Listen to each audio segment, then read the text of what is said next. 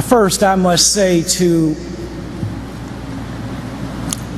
Mrs. Catherine Jackson, Mr. Joseph Jackson, the children of Michael Jackson, to Michael Jackson's brothers and sisters and the entire Jackson family, our prayers and condolences are constantly with you. My father once said that in life, one must discover what their calling is. And when they do, they must do their jobs so well that the living, the dead, or the unborn could do them no better.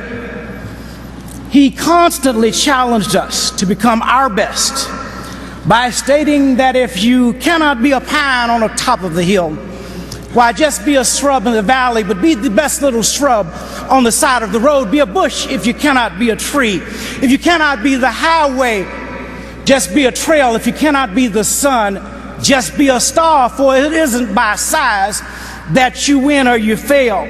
You've got to be the best of what you are. Michael Jackson was truly the best of what he was.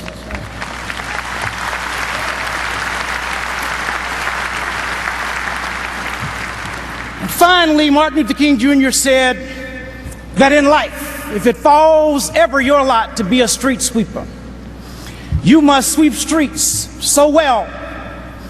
In fact, you must sweep streets like Beethoven composed music. Sweep streets, he said, like Shakespeare wrote poetry. Sweep streets like Raphael painted pictures. Sweep streets so well that all the host of the heavens and earth would have to pause and say, here lived the great street sweeper that did his job well. On June 25th, because he was the best, I believe heaven and earth did pause indeed to say of Michael Joseph Jackson, here lived a great entertainer who did his job well.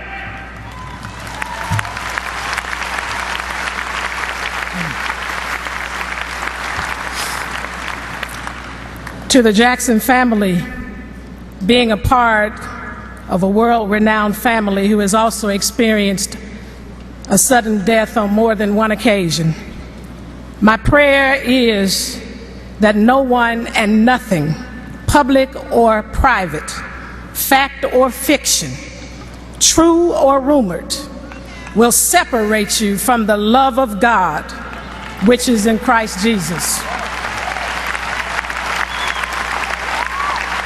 Because ultimately, at the end of the day, it is only God's love that will anchor you, sustain you, and move you to a higher ground, far above the noise of life.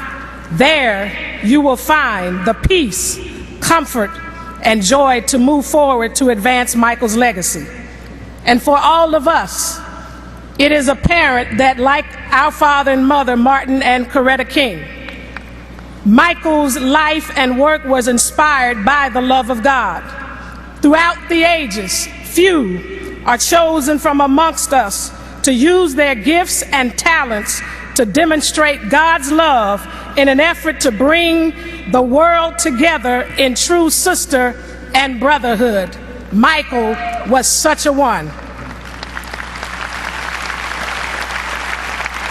He epitomized the words of our Father that an individual hasn't started living until he can rise above the narrow confines of his individualistic concerns to the broader concerns of humanity. Michael was always concerned with others, with humanity.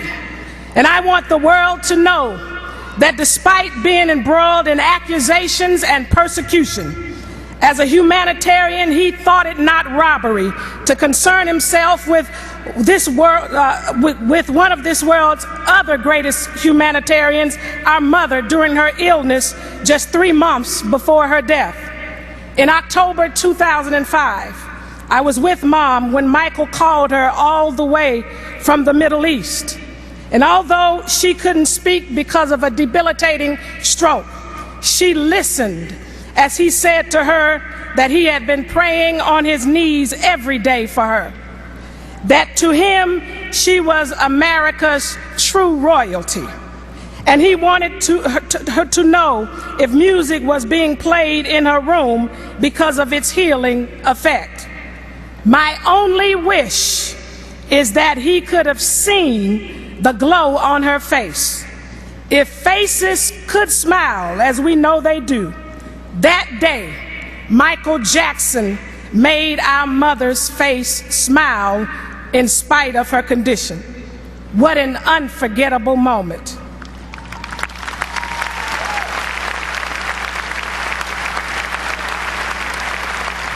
He was such a thoughtful and selfless man, full of the unconditional love of God and good works that touched and changed lives. He was indeed a shining light, like our father Martin. And in remembrance of Michael, may we all be inspired to go and let our lights shine. Rest in peace, our brother Michael.